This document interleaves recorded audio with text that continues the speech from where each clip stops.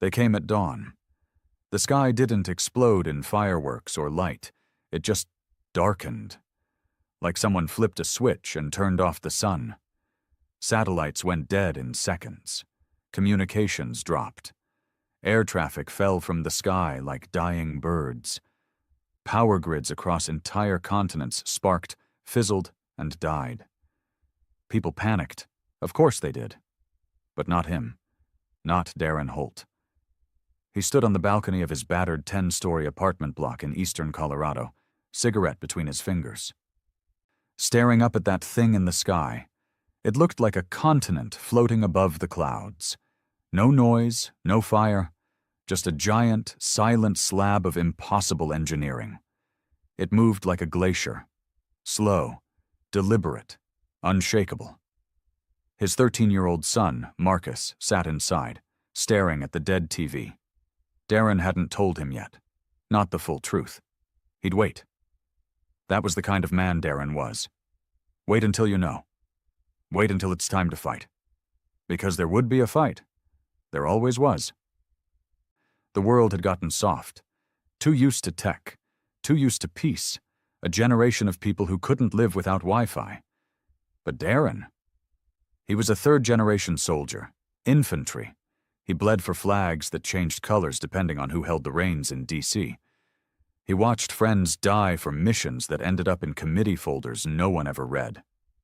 But this? This wasn't another war over oil, politics, or money. This was survival. And survival? He understood. By nightfall, the broadcasts started. Not from humans, from them.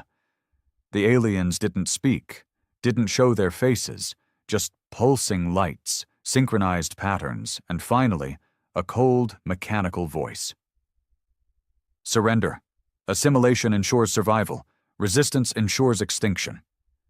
They repeated it in every known language, 72 times. Then silence. Then death. Paris went first, leveled in one blast from orbit, like it never existed. The Eiffel Tower melted like candle wax. No one screamed on the footage. No one had time. Then Shanghai. Then São Paulo. No demands, no negotiations, just that one offer: surrender and serve, or resist and burn. Darren didn't even hesitate. He tore off the closet door in his bedroom, dropped to one knee, and pulled out the steel case he swore he'd never open again. His service gear. Tattered, rusted in places, but still there. The old U.S. flag patch hung limp on the side. He held it in his hand for a second. Not for patriotism, that had died a long time ago, but for memory. He was done waiting. The neighborhood was chaos, screams in the street, people rioting over gas, water, bread. But the aliens didn't come down. They watched, recorded, calculated. "Look at them," someone shouted on a street corner. "We're tearing ourselves apart and they haven't even fired again." That was the plan, Darren knew. Psychological warfare. Break them from the inside. Make them beg for mercy before even lifting a claw or tentacle or whatever the hell they had. It was surgical, inhuman, efficient. But humans weren't numbers. They weren't simulations or patterns. They were chaos. And that made them dangerous. At 300, he found others. Not in government bunkers, not in polished command centers, but in ruins, in alleyways, in underground tunnels, veterans, ex-cons, farmers, hackers, gang leaders, people who had nothing and so were willing to lose everything. He didn't give speeches, didn't promise hope. He just said what needed to be said. They think we're going to lie down and die, that we'll bow because we're scared, but they don't understand fear. Not the kind we've lived with, not the kind we've become. We don't fight to win. We fight because we know what losing feels like, and we'd rather die than feel it again. He expected silence. What he got was a dozen nods, then 24, then 100. The resistance wasn't born in a government office or a viral video. It started in blood and ashes, whispered by people with broken teeth and scorched memories. And Darren was at the heart of it. The aliens expected Earth to yield. But Earth had Darren Holt, and Darren Holt had nothing left to lose. The resistance wasn't a rebellion, not yet. It was still bones without flesh, plans without ammo, bodies without a real army. Darren Holt understood that better than anyone. He knew war wasn't won by speeches and duct-tape rifles. It took logistics, supply chains, intel, communication. And the one thing Earth didn't have anymore: time. He crouched in a gutted train station beneath Denver, old maps spread across a steel table that had once held lunch trays for commuters. Now it held handguns, stripped rifles, and a list of names written in thick red marker. Some were crossed out already. Not because they failed, because they were gone. The air stank of oil, blood, and mold. But to Darren, it was cleaner than the White House had ever been. Across from him sat Ava Mendoza, ex-Air Force, discharged after taking shrapnel to the hip. She walked with a limp and swore like a drill sergeant with nothing to lose. She was the closest thing they had to a tactician.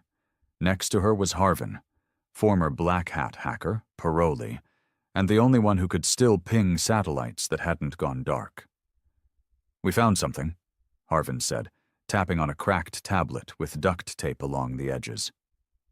"Orbital pattern over northern Utah. It doesn't match any prior routes."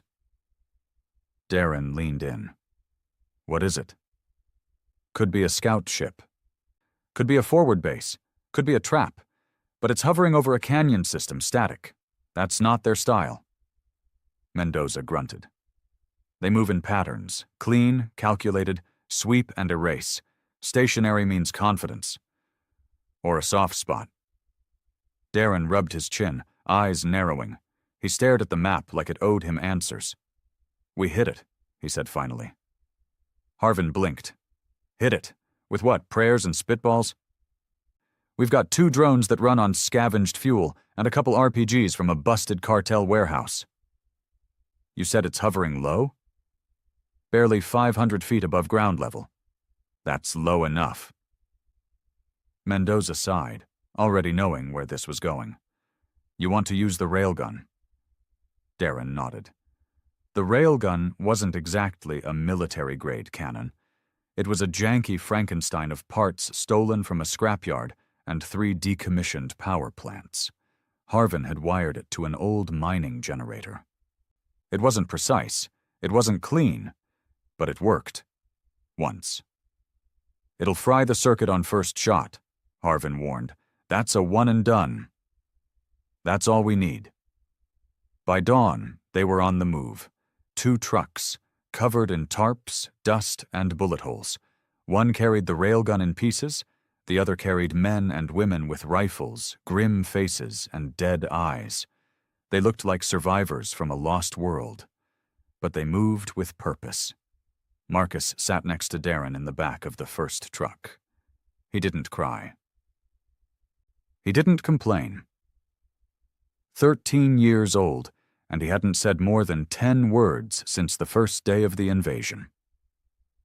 Darren watched him quietly.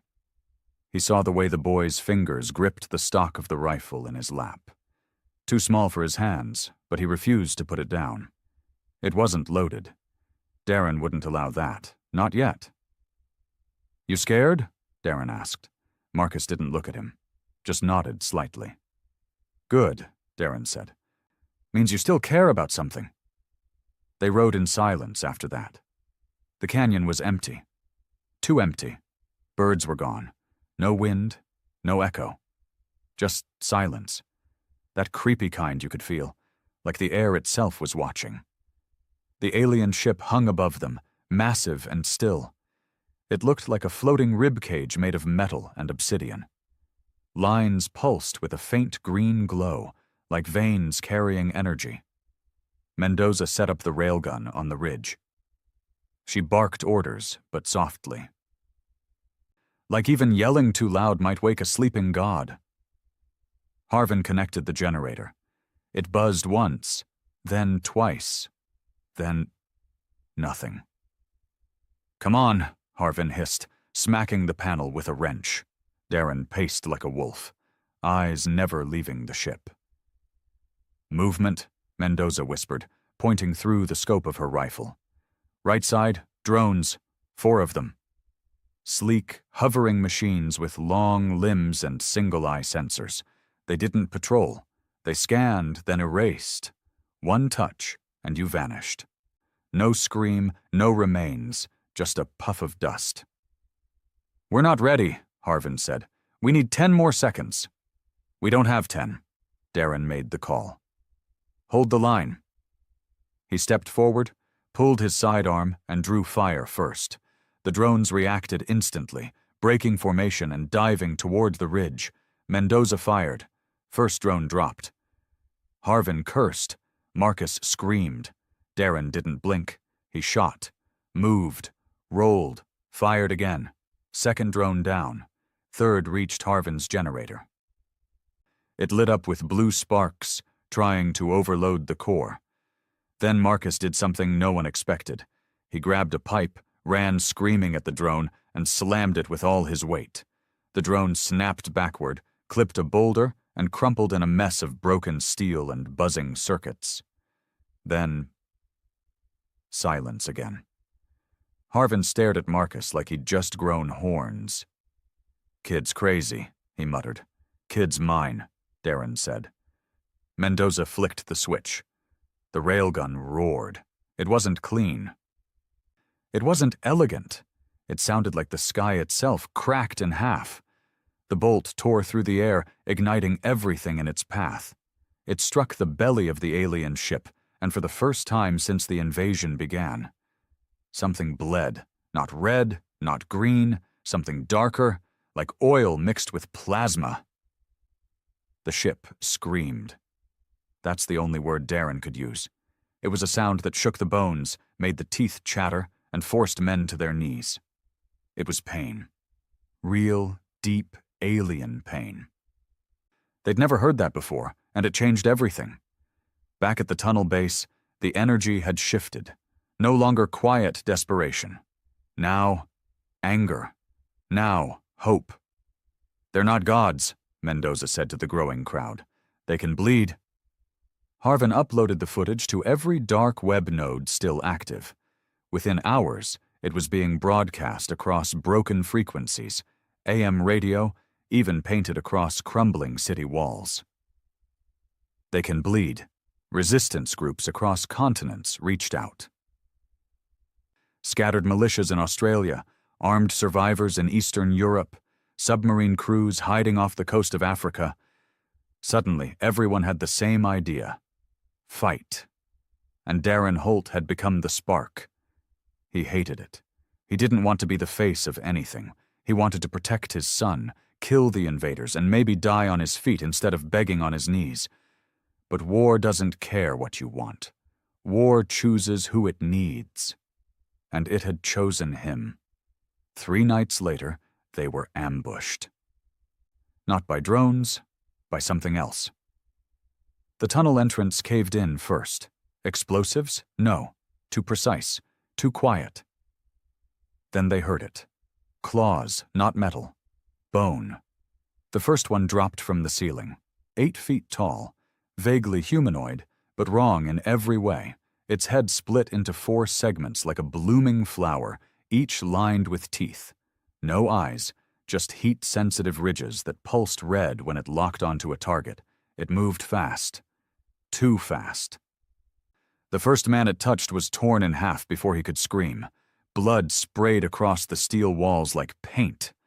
Darren opened fire. So did everyone else. It shrugged it off. Until Marcus, yes, Marcus, grabbed a flare and shoved it into the creature's open mouth. The light blinded it. It reeled back. Then Mendoza fired a full clip into its chest. This time, it dropped. But another followed, and another. There wasn't just one breach. There were 3. "They're not just watching anymore," Mendoza hissed. "They're cleaning house." Darren barked orders. Evac teams split. half through the sewer line, half through the ventilation tunnels. Darren stayed. So did Marcus. "You go, I go," the boy said flatly. Darren didn't argue. By the time they reached the escape hatch, 20 people were dead. But so were 3 of the beasts. It wasn't a victory, but it wasn't a slaughter either, and that mattered. They regrouped at a farmhouse outside the city. Broken down place with no power, no comms, no comfort. But it was quiet. And right now, quiet was currency. Mendoza patched her arm, teeth gritted. Harvin cried quietly in the barn. He'd lost his brother during the breach.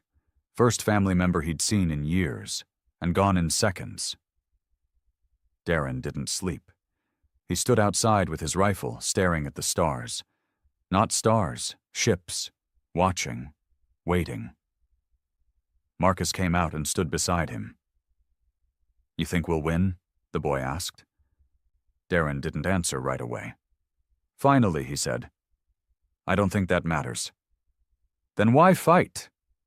Darren looked down at him. Saw the boy. Saw the man he was becoming in real time. "Because they came here thinking we'd kneel," he said. "They thought we'd break." Marcus nodded. "But we didn't." "No," Darren said. "We haven't yet." And in the shadows beyond Earth's orbit, the alien commanders watched the footage again. The humans were not yielding. They were organizing, learning, adapting. A word passed silently among them. Escalation. But escalation works both ways. And humanity was just getting started. Darren Holt used to believe that the worst thing about war was the killing. That once you'd killed a man, or watched someone you cared about bleed out in the dirt, nothing could be worse. But now, standing knee-deep in the mud of a dead man's farmland, watching smoke rise from the remains of another failed stronghold, he realized he'd been wrong. The worst part of war wasn't the killing. It was the waiting to die. They'd lost another outpost 2 nights ago. 17 gone. One of them was Ava Mendoza. Gone. Not dead. That was the problem. There'd been no body, no blood, no radio transmission. Just a scream cut short and her tracking beacon blinking red for exactly 4 minutes before it was disabled. Darren had been across the field at the time, trying to get a field generator working to power their comms. He heard it, just a burst of static, followed by silence. Harvin had lost it, threw a radio across the barn, then sat outside, shaking. He hadn't spoken since. Marcus hadn't cried, either. He'd watched Harvin break down and just stared, like he was studying him. Like he was trying to decide whether it was okay to let go, or whether he was expected to hold it together like his father always did. Darren hadn't said a word, because he didn't know anymore, either. "We have 2 days," came a voice on the radio, scratchy and weak. The woman on the other end was deep in the Nevada wastes, broadcasting from inside what was once a military fallout shelter. Her name was Joanna Kerr, ex-CIA, disavowed, cold as ice. She'd managed to hijack part of the aliens' interlinked satellite systems and intercept a transmission. "They're sending something down, bigger than anything we've seen." Darren leaned over the table, jaw tight. "You got coordinates?" "Utah again." "Something about that canyon you hit with the railgun. You pissed them off, Holt." "Good." "No, not good. You didn't kill that ship. You awakened it." Joanna's voice lowered, like she didn't want to say the next part. "They're calling it the Shard. Some kind of command hive. It wasn't watching Earth. It was sleeping beneath it. That thing you hit wasn't a scout ship. It was a damn anchor." Darren's blood went cold. "An anchor for what?" "For them. For whatever's coming." The signal cut out. Harvin didn't say anything, just stood up, wiped his face with the sleeve of his jacket and said, "Then we go back." Darren stared at him. "You sure?" Harvin nodded. They took Mendoza. I need to know, one way or the other. By noon the next day, the convoy was moving. Not a battalion, not even a company. 12 trucks, 65 men and women, half with working weapons, a few with old flamethrowers from refinery days, one homemade tank built from a school bus, with a cannon bolted to the roof. They weren't an army, not really, but they were angry, tired, hungry, and that made them dangerous. The road back to Utah was littered with wreckage, abandoned vehicles, burnt-out refugee caravans, torn-open shipping containers. The aliens never left their own tech behind, but they didn't clean up human messes either. They let Earth rot in its own failure. That was their mistake, because rot turns into fermentation, and fermentation explodes. As they neared the canyon, the sky turned black, not from storm clouds, from them. Thousands of drones, swarming in layers, moving in perfect formation like a living wall. Below them, massive walkers the size of buildings moved through the desert. Their legs punched into the earth with every step, shaking the ground for miles.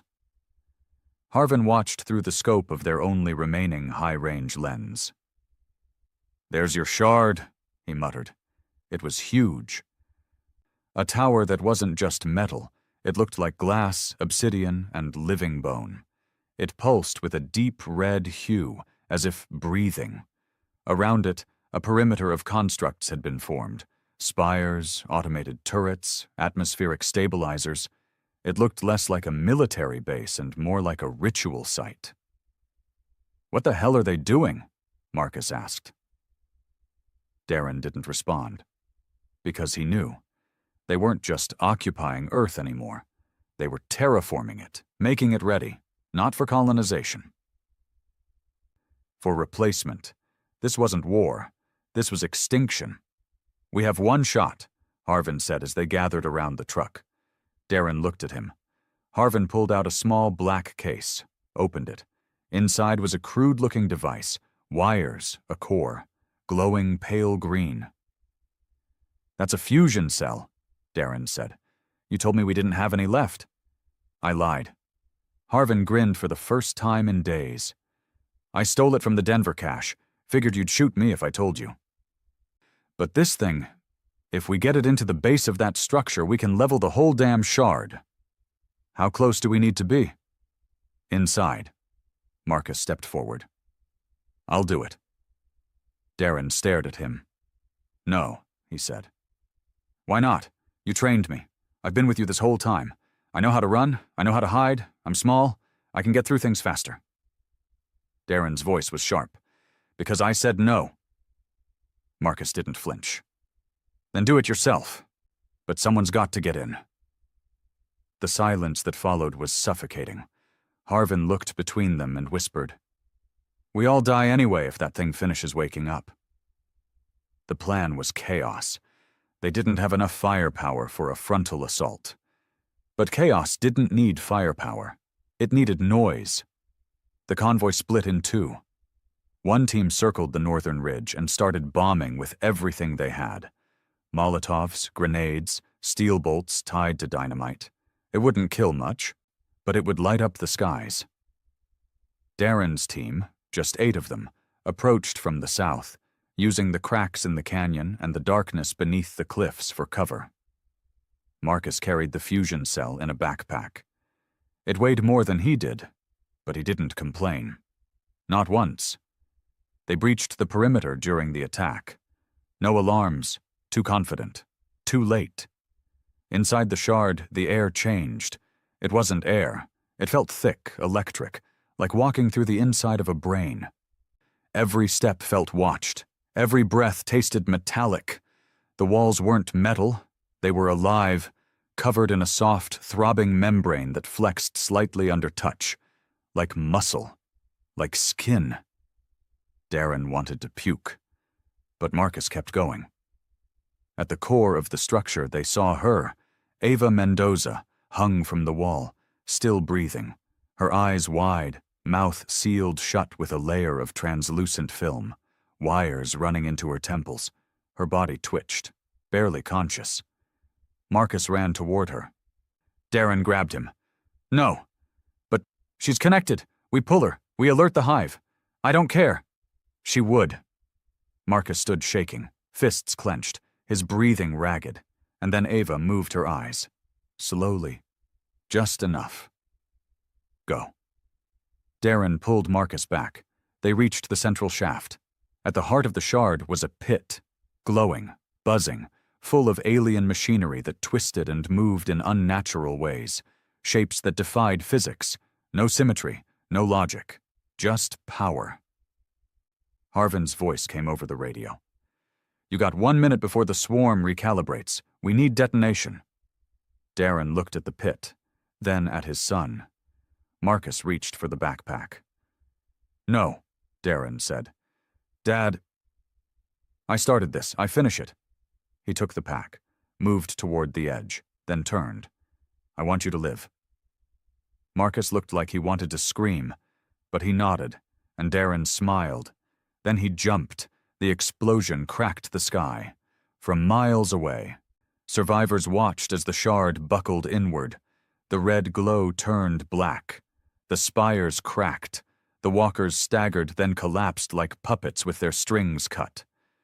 The swarm in the sky froze, then fell hundreds at a time. The ground shook, then silence. Real silence, and for the first time since the invasion began. The aliens retreated. Marcus walked alone for hours after the dust settled. He didn't speak, didn't eat. He just walked.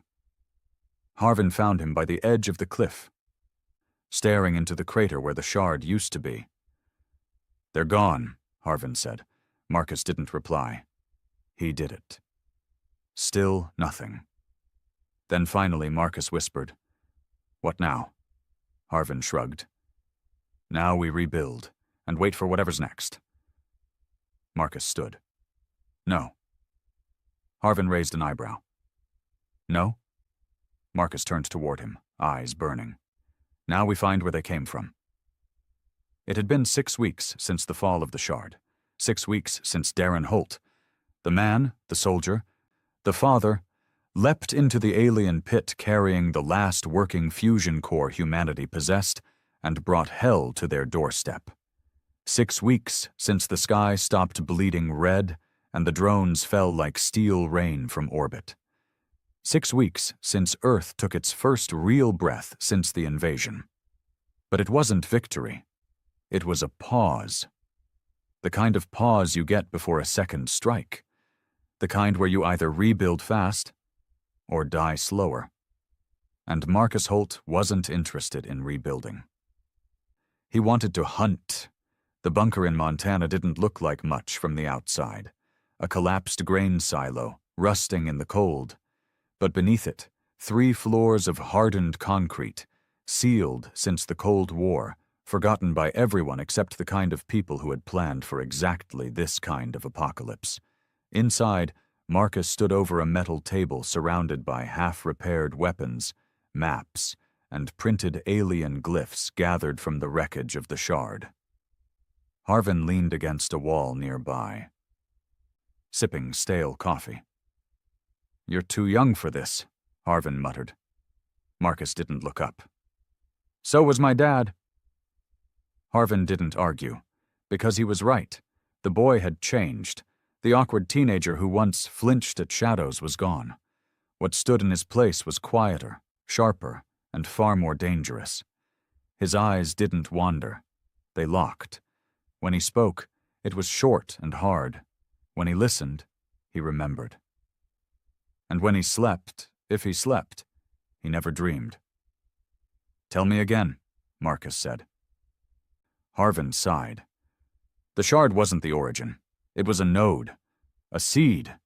Whatever tech was inside that place, it was grown here, not made.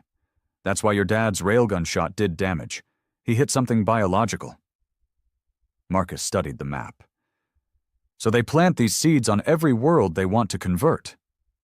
Exactly. Shard drops, burrows deep, starts changing the atmosphere, the biosphere, everything. Once it matures, the main fleet arrives. Except this time, Harvin tapped the table. We burned the garden before the fruit ripened. Marcus circled a location on the map. Alaska. What's that? Harvin asked. Old mining station, abandoned back in 2073, but we intercepted encrypted pings coming from that grid the night before the sky went dark. 2 other shards were on standby. Only one dropped. Harvin leaned in, suddenly alert. Wait, you're saying there were 3 of them? 3 ships, 3 shards, but only one landed, the other 2 backed off. They never made descent. He pointed to the edge of the map. Because they weren't here to land. They were scouting, they were recording, and they were waiting for confirmation. Harvin blinked. You think they're still out there? I know they are. Marcus shoved the map aside and pulled out a black case. Inside, an old U.S. Army comlink satellite card, barely working. Modified with alien components stripped from a drone and rewired by some backwater engineer in what used to be Utah. Harvin frowned. Where'd you get that? I made a deal. What kind of deal? The kind I don't have to honor unless I live long enough. Harvin rubbed his face. Christ, you're really going all in on this, huh? Marcus looked him dead in the eye. They killed my dad. They tried to kill the whole species. I'm not rebuilding. I'm not hiding. I'm going after them. Harvin hesitated, then nodded. Then let's burn the stars. They called it Project Emberfall. Unofficial, unapproved, unfunded. But it was real. Word spread quietly. Not over radio or satellite. Not over encrypted networks, but through people. Survivors. Fighters. Soldiers who still had burns on their skin and shrapnel in their bones.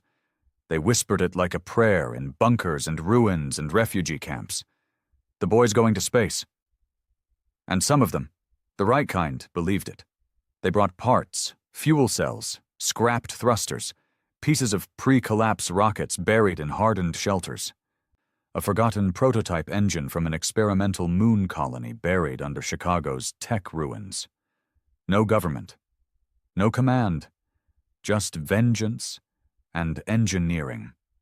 The launch pad was carved out of a canyon near the old Cheyenne Mountain complex, hidden from orbit, camouflaged with debris and shrouded by radiation jammers stolen from the Chinese black market. Harvin called it insane. Marcus called it necessary. And in 93 days, they had a ship. It wasn't pretty, it wasn't safe. But it had a name. The Holt. The night before the launch, Marcus stood alone at the edge of the platform, staring up at the stars. He didn't talk to anyone, didn't make speeches, but Harvin came anyway, carrying a bottle of something old and probably radioactive. You sure about this? He asked. Marcus didn't look at him.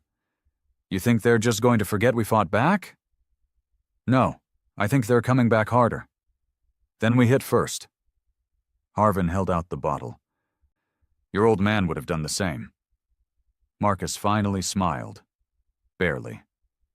He wouldn't have waited this long. They drank in silence, 1 shot each. That was all they could spare. Launch day wasn't cinematic. No crowd, no anthem. Just 24 grim-faced engineers and survivors standing under the burning sky, watching a missile with bolted-on wings and alien tech cables wrapped around its belly. Marcus climbed in, sealed the hatch. No co-pilot, no return plan, just him, the stars, and a set of encrypted coordinates pointing toward the last known position of the retreating alien vessels. As the engines roared, Harvin whispered to no one in particular, "Make them remember, kid." And with a blast of fire and stolen alien propulsion, the Holt left Earth. The silence of space was the first thing that struck Marcus. Not the cold, not the weightlessness. The silence. There was no wind, no feedback. Just the low, constant hum of the ship's reactor and the occasional whisper of mechanical correction. His breath was louder than anything else. He didn't sleep, didn't eat much either. He sat strapped into the cockpit, watching the stars blur into long streaks as the drive pushed past conventional limits. Then, movement, not a ship, a signal, faint, pulsing, alien. He followed it, through asteroid belts, past moons half-eaten by mining drones, through clouds of floating wreckage that looked suspiciously human. Then he saw it, a colony ship, massive, scarred, silent, hovering in the void like a carcass, not alien, human. Docking wasn't clean. His ship scraped the hull hard, jamming one of the clamps, but he made it. Inside, darkness. He moved through the ship slowly, flashlight sweeping the corridors. Dust floated, air was thin but breathable. Emergency lights blinked, barely alive. He passed frozen bodies in cryo. Dozens. Some looked peaceful, others didn't. One room had walls clawed from the inside. Marcus kept moving, until he found the message, a scratched plate. 4 words etched into the metal wall by someone's dying hand. "They're not finished yet." And then he heard it, not a sound, a feeling, a presence. He turned. Too late. A figure moved in the darkness, fast and silent. Not a drone, not fully alien. Something in between. Marcus fired. The bullet struck flesh. It bled, dark green. But it didn't fall. It smiled. It had human teeth. And it spoke, not with a voice. With his father's voice. "You think this ends in blood?" Marcus froze. His brain screamed that it wasn't possible. It wasn't him. Couldn't be. And it wasn't. It was something wearing Darren Holt's memories. An echo. A weaponized fragment of human thought, stitched together into alien flesh. A psychic weapon. "Your war is over," it said, stepping closer. Marcus aimed again, hands steady. "No," he whispered. "It's just beginning." Then he fired. The ship exploded behind him as he ejected into vacuum, barely sealed in his suit. The alien hybrid burned in the flames, screaming in his father's voice until it was gone. The Holt was destroyed. His oxygen was low, but his signal was sent. Back to Earth. One simple message. "They're building hybrids. They're using us." No one knew if the signal would reach. But Marcus didn't care. He wasn't dying today. He was just getting started. The signal came through at 0407 hours. Deep beneath what remained of the old NORAD mountain, where the resistance had reassembled into something resembling an actual command force, a low alarm pulsed through the concrete corridors. The satellite relays had long been dead. Everything they had now was built from pieces of stolen alien tech, salvaged radio boosters, and one patchy link to an old lunar comms relay, barely functional, only working during certain rotations. But it was enough. Harvin had been sleeping on the floor of a maintenance tunnel when the comm tech woke him up. Eyes wide. "It's him," she whispered. "It's Marcus." The control room was half lit, generators flickering, air stale. Harvin stumbled in, heart pounding, hoping to hear his voice. But there was no voice, just a repeating data string. Encrypted but tagged with Marcus Holt's ID, they decrypted it line by line, and by the time it finished, the room was silent. The last line read, "They're using us." Alien-human hybrids. One of them wore my father's face. The senior tactician, Colonel Ty Nash, leaned back in his seat, his face tight and unreadable. The old soldier had led militias across New Africa before being driven underground. He'd seen a lot. But even he looked pale now. "You're telling me they're growing humans?" he said. "Or worse, reanimating our dead?" Harvin stared at the screen. "No, not reanimating. They're using neural patterns. Mimicry. Creating organic copies that think like us, sound like us. But aren't us," Nash muttered. Harvin nodded. "It's not enough for them to kill us anymore. Now they want to wear us." A chill went through the room. "Is he alive?" someone asked.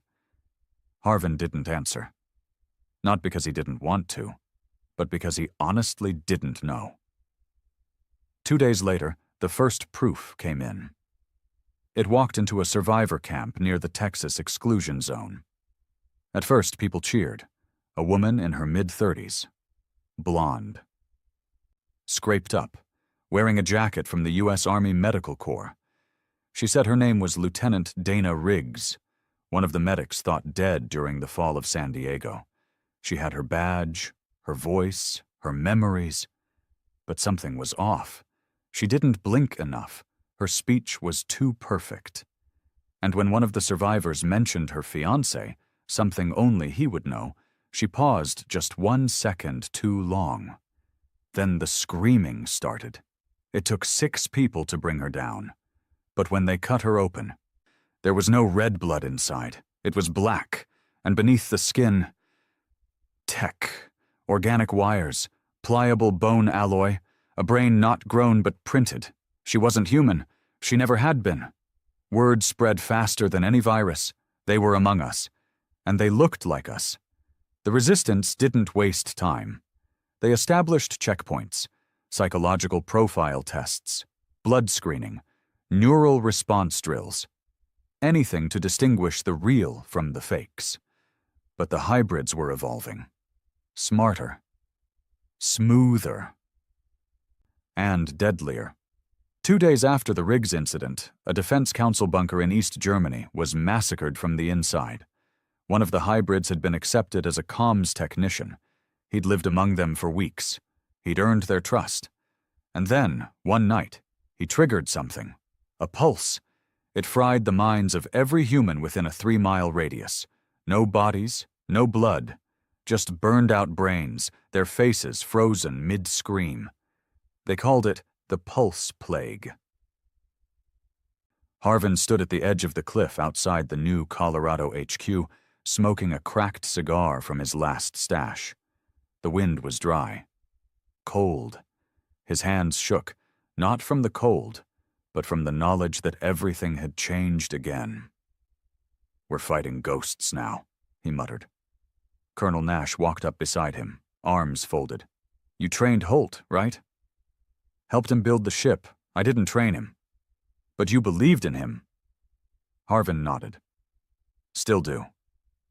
Nash exhaled through his nose. "We've confirmed signal traces. His ship made impact on a derelict human colony vessel." Harvin looked at him. "He's alive?" "No clue. But something else is. A second transmission pinged us 12 hours after his." He pulled a chip from his jacket and slid it into the handheld terminal. The screen lit up, a distorted image, flickering, and then Darren Holt's face, alive, speaking. "The war is already lost. Stop resisting. Let it happen. It's mercy." Harvin froze. "That's impossible." Nash shook his head. "That's not your friend. That's a mask." Inside the war room, the footage looped again. Darren's face, his voice, his eyes, but the words weren't his. They were calm, hollow, too logical. Marcus had warned them. But seeing it, hearing it, made it real. The room debated. Some said it was a trick. Others said Marcus had been compromised. Harvin said only one thing. "Prepare for full infiltration. If they can wear his face, they can wear anyone's." Across the fractured continents, the paranoia exploded. Brother turned on brother. Units stopped trusting each other. Entire resistance cells vanished overnight. Some because they were wiped out. Some because they were never human to begin with. The war shifted. No longer human versus alien, but human versus what used to look like human. And in the chaos, a whisper returned to the radios. "This is Marcus Holt. I'm not dead. I'm not infected. I'm bringing the war to them." In orbit, the derelict human colony ship was no longer derelict. Marcus had cracked the core. He'd rerouted oxygen, powered life support, converted the secondary cargo bay into a kill room, a place to dissect the hybrid remains, study them, learn what made them tick, what made them break. He slept in 2-hour cycles, ate protein paste, reviewed his father's last mission logs, and every night he stared at that same question: how many more look like him? He'd seen the first hybrid bleed in his father's voice. Now he needed to know. Could you kill someone who wore the face of the one you loved most? Could others? On Earth, Harvin made a choice. He broadcast Marcus's signal unfiltered. No committee approval, no encryption, just raw feed to everyone. It included Marcus's warning, the hybrid footage, the broken whisper of Darren Holt repeating, "Let it happen." And finally, his last statement. "If you see my face again, and I tell you to kneel, you shoot." It went viral, on pirate radios, on cracked screens, painted on buildings in red spray. If he wears your face, burn him. The war turned darker. Execution squads were formed. Paranoia became protocol. But so did innovation. Resistance engineers learned to reverse hybrid biosensors, created synthetic pheromones to trigger them, installed micro-explosives in volunteer troops. If hacked, they'd detonate instantly. Humanity was no longer just resisting. It was mutating, adapting, becoming something worse than what came for them. And in the quiet, Colonel Nash asked Harvin the question no one else dared. What if we become them? Harvin answered with a haunted look. We don't survive this war by staying human. Up in orbit, Marcus found the mother signal. It pulsed behind a sealed quantum core, buried in alien language and encrypted logic. But it was there. A central command hive, still active, still watching. It didn't know he was in range yet. But it would. He read the last logs of the colony ship's crew, engineers, families, children. Some had been dissected before the crash. The aliens had studied everything. They hadn't just wanted Earth. They wanted to be Earth, to take it, wear it, become it. And Marcus Holt wasn't going to let that happen. He activated the transmission. One final message. They want to look like us? Then they'll feel what we feel. I'm coming. And deep in the black void of space, Marcus turned the dead colony ship's engines toward the signal. The war wasn't over. It had just reached its next phase. The colony ship wasn't meant to fly anymore. Its engines groaned like dying beasts, barely stable, leaking radiation from a cracked vent along the hull. But it moved, just enough to carry Marcus Holt through the frozen black of space toward something no human had ever reached. The alien hive in orbit. He called it the Nest, not because it looked like one, but because it felt like one.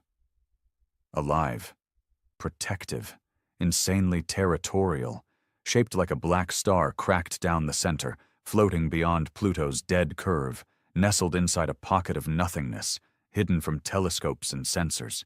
It wasn't on charts, it wasn't broadcasting, but it was breathing. You could feel it through the walls of the ship, a pulsing frequency that was less sound and more presence. He hadn't slept in 36 hours. Didn't need to. Too much adrenaline. Too much rage. And somewhere beneath that, a thin thread of fear that felt more like instinct than emotion. Something primal in his bones kept whispering, "You shouldn't be here." But Marcus had stopped listening to fear the day his father jumped into a pit to save the world. He wasn't here to survive. He was here to burn their gods down. Back on Earth, survival was turning feral. Colonel Nash had deployed trust squads across the resistance territories. Not fighters, judges. Each squad carried neural scan kits, thermal analyzers, and portable resonance taps to detect any trace of hybrid interference. They worked fast, too fast. Some real people got caught in the sweep. Nervous reactions, stress-induced erratic behavior, even PTSD triggers. Any deviation was met with stun cuffs, interrogation, and, in some cases, permanent resolution. "You're creating a police state," Harvin told Nash, standing in what used to be an underground rail station now wired for defense. Nash didn't flinch. "I'm preventing another pulse plague. You want that again?" Harvin slammed a fist against the table. "We're losing who we are. We're still alive. For now." They stared at each other. Both right. Both wrong. And above them, in orbit, something was watching. Marcus docked with the nest in the dead silence of vacuum. There were no guards, no weapons pointing out, no alarms, just a gaping, circular entrance that opened for him, not by accident, by design. He floated inside with the colony ship's final power cells holding his vitals at 32% survival margin. He brought no backup, no reinforcements, just 2 weapons, a plasma rifle crafted from alien scrap, and a small encoded data drive filled with everything Earth had learned about them. Not for war, for infection. The idea came to him in the sleepless hours between battles, watching the hybrids mimic human behavior with precision. Laugh, cry, even beg. But there was always something off. They could copy words, not emotion, not the core. They were learning faster every month, but they still didn't understand what made humans dangerous. Marcus's drive was filled with everything they feared. Human instability, raw pain, flawed love, betrayal, hatred, desperation, genocide, regret, chaos. He wasn't going to shut down the hive with brute force. He was going to infect it with humanity. Inside, the nest was wrong. Not metal, not entirely organic. Somewhere in between. Walls shifted gently as he walked. Lights pulsed along the floor like veins reacting to his footsteps. He didn't float. Gravity existed, but it tilted. Pulled him subtly off balance, made him second-guess every step. Voices echoed softly, not in his ears, in his head, whispers, memories. You never deserved to survive. He burned for nothing. You are alone. They will forget you. Marcus gritted his teeth. Not today. The deeper he moved, the colder it got. Not temperature, emotionally. The structure itself started rejecting warmth. He tried to hum a song from childhood, his mother's lullaby, and the sound died in his throat, like the air refused to carry anything human. And then he saw himself. The hybrid was perfect. Same height, same gait, same scars, down to the jagged slice across Marcus's collarbone from the shard breach back on Earth. It smiled with his exact smirk. You're late, it said. Marcus raised the rifle. The hybrid didn't flinch. You already know that won't work here. He pulled the trigger anyway. The plasma blast froze mid-air, stuck in a time-locked field, dispersed like dust.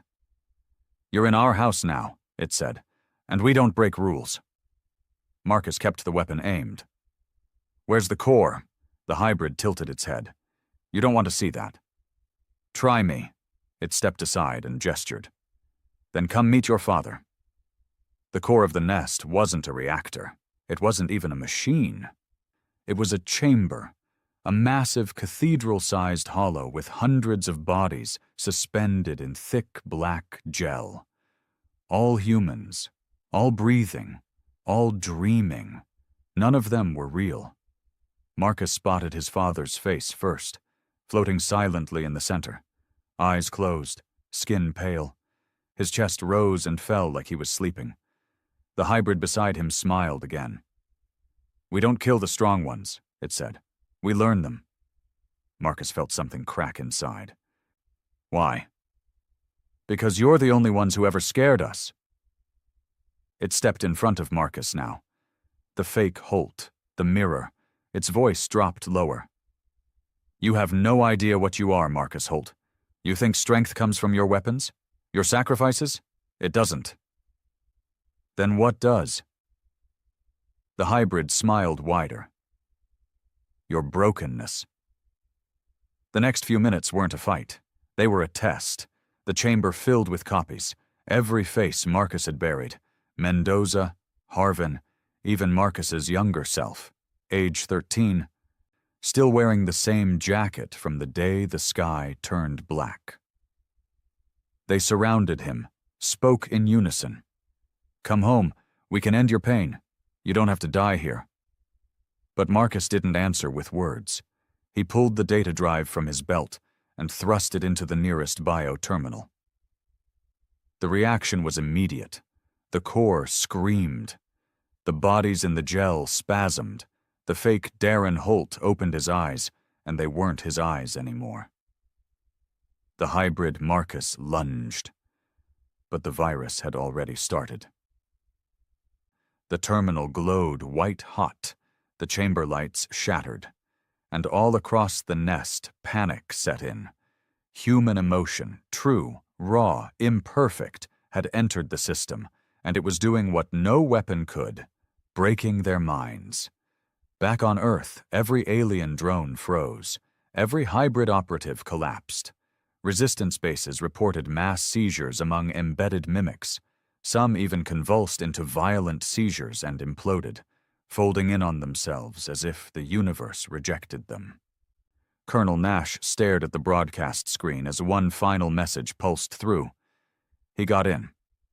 Harvin looked up. "Who?" Nash turned. "Marcus." Inside the nest, Marcus staggered. The virus wasn't a clean thing. It hurt. It pulled on his memories, forced him to relive moments he'd buried. His mother's death, watching his father jump into fire, the guilt of surviving when others didn't. He fell to his knees.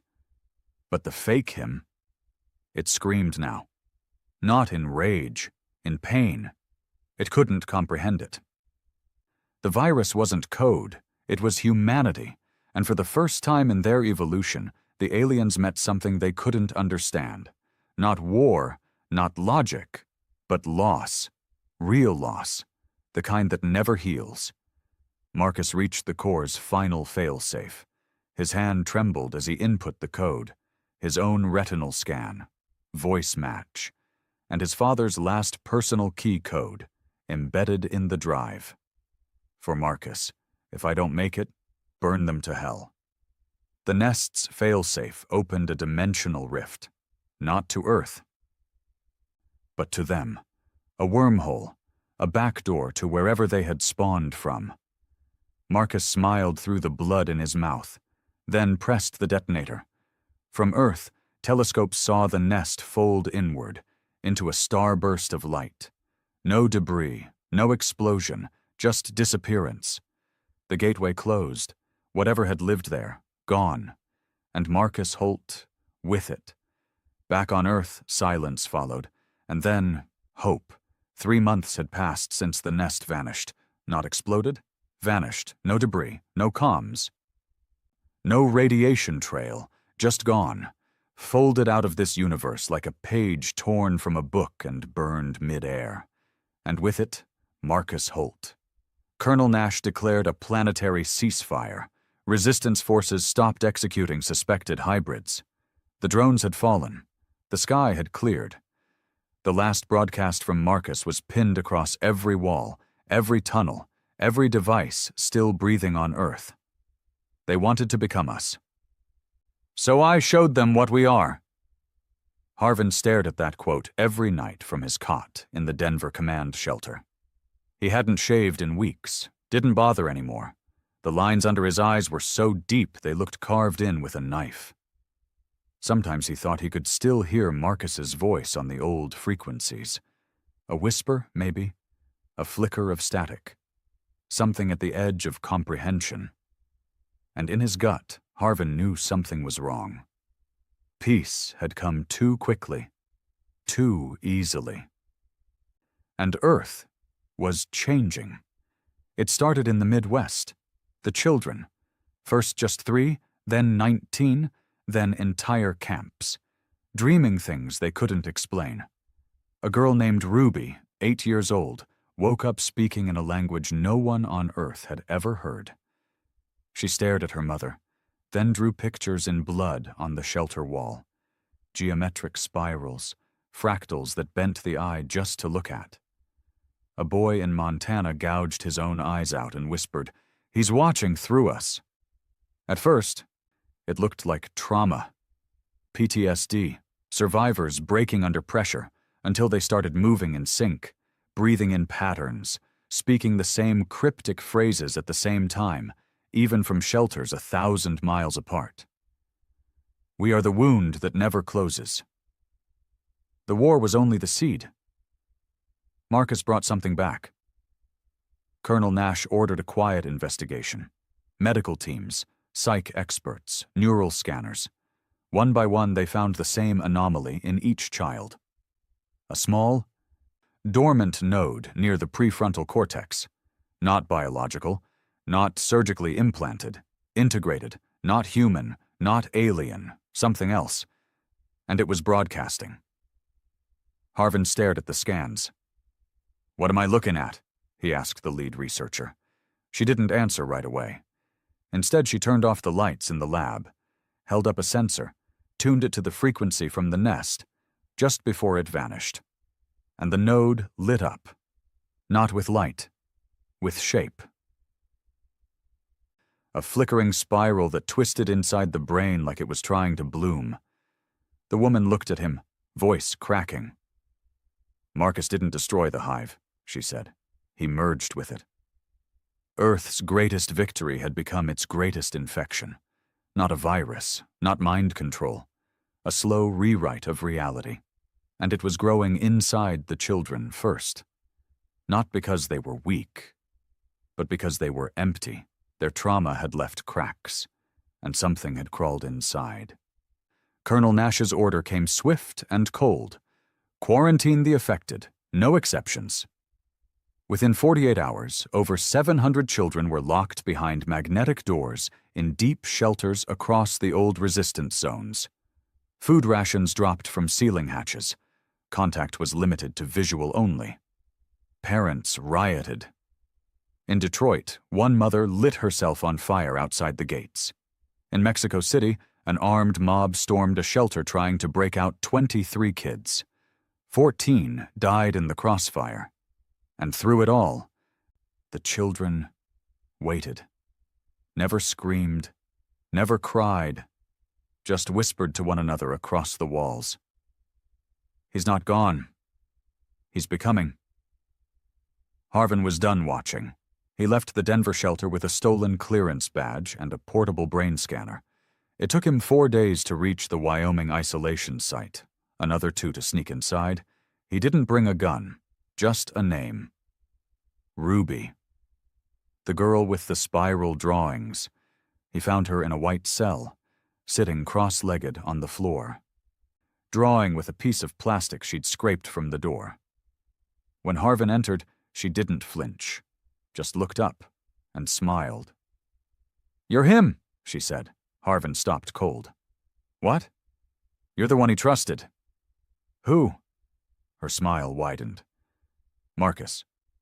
She told him things no one else knew. The joke Darren used to tell about the bad coffee at the edge of the world. The exact number of steps from Marcus's bunk to the armory in Cheyenne Mountain. Even the phrase Marcus had whispered into the drive before launching the virus into the hive. "You want humanity? Then drown in it." "Where are you getting this?" Harvin asked, his hands trembling. Ruby tilted her head. "I'm not getting it," she said.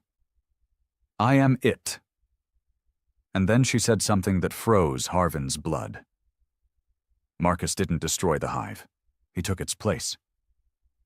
The infection wasn't turning humans into aliens. It was turning them into conduits, and Marcus Holt was the signal. Somewhere beyond reality, his mind had merged with the hive consciousness, and it hadn't died. It had evolved, shed the alien structure, absorbed it, rewritten it. Marcus was still fighting, but the battlefield had moved to places human eyes couldn't see. And the only way he could return was through the minds of those who had enough cracks to let him in. Harvin returned to Denver with a warning, but no one listened. Nash doubled down on the lockdowns, ordered neural culling, quiet executions, burned shelters. If he couldn't cure it, he'd erase it. But by then it was too late, because the children had already shared it. The whispers were in everyone now. People began dreaming in symbols, speaking words they didn't know, drawing Marcus's face in the dirt. And always, the same phrase scrawled somewhere, etched deep: he walks the wire between man and God. Nash launched Operation Cut Cord, a scorched earth policy. Target: every shelter containing infected minds. No rescue, no retrieval. Just fire. And Harvin finally broke. He hijacked a global broadcast using the last working orbital antenna. His face, gaunt and tired, appeared on every cracked screen across the resistance zones. And he said 5 words. "They're killing the wrong people." He played the scans, the footage, Ruby's testimony. He played Marcus's last words again. He showed them what was really happening. And by the end of the broadcast, the resistance fractured. Half the forces sided with Nash. Burn it all.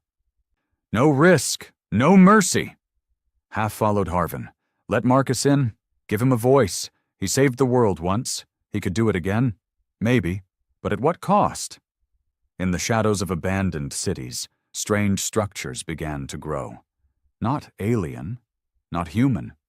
Something between, made from bone, metal, and sound. Children sat in circles, humming to no rhythm, whispering to no one, and yet building in perfect synchronization. Harvin sent scouts. Only one came back. She didn't speak. Just handed him a piece of the structure.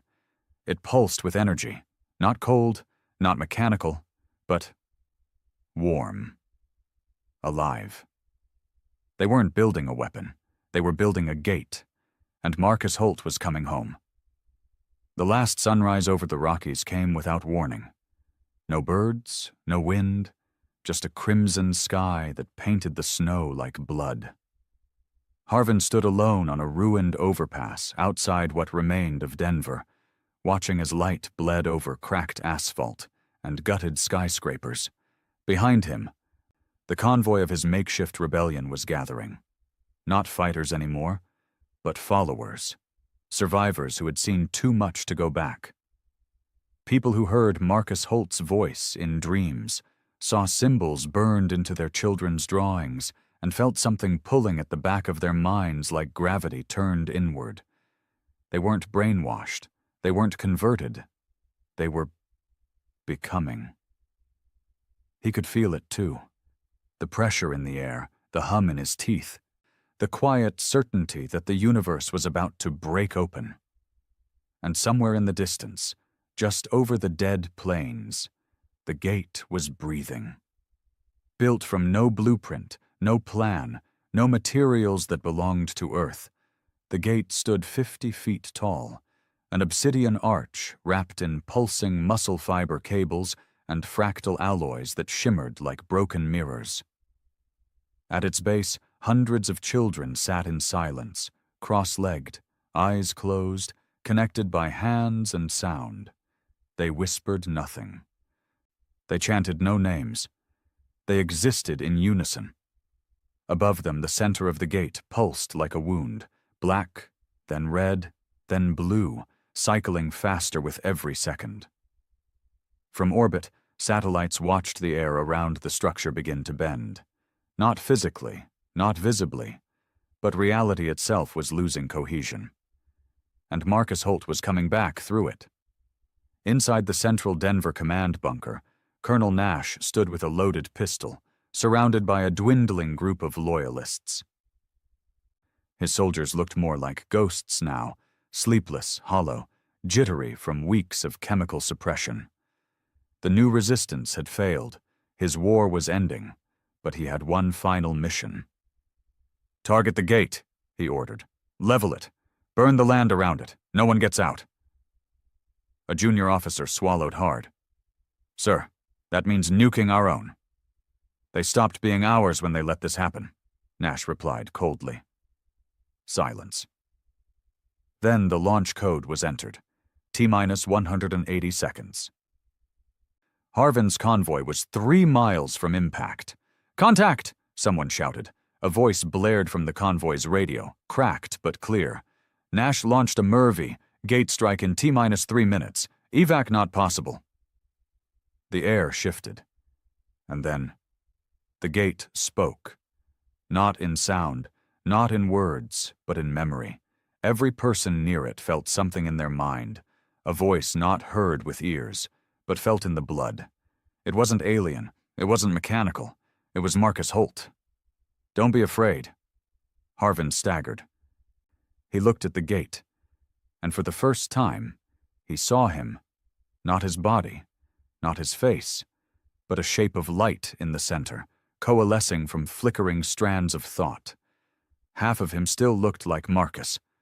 The other half was nothing Earth had ever known. "I'm sorry," the voice said. "I went too far. I broke through. I saw everything. And they saw me." "They're still coming." Harvin dropped to one knee. "Marcus, what did you do?" "What I had to." The gate pulsed once, and from within it, Marcus stepped through. He was not fully human anymore. 6'2", same build, same walk, but wrapped in a second skin of shifting, iridescent latticework that moved like thought.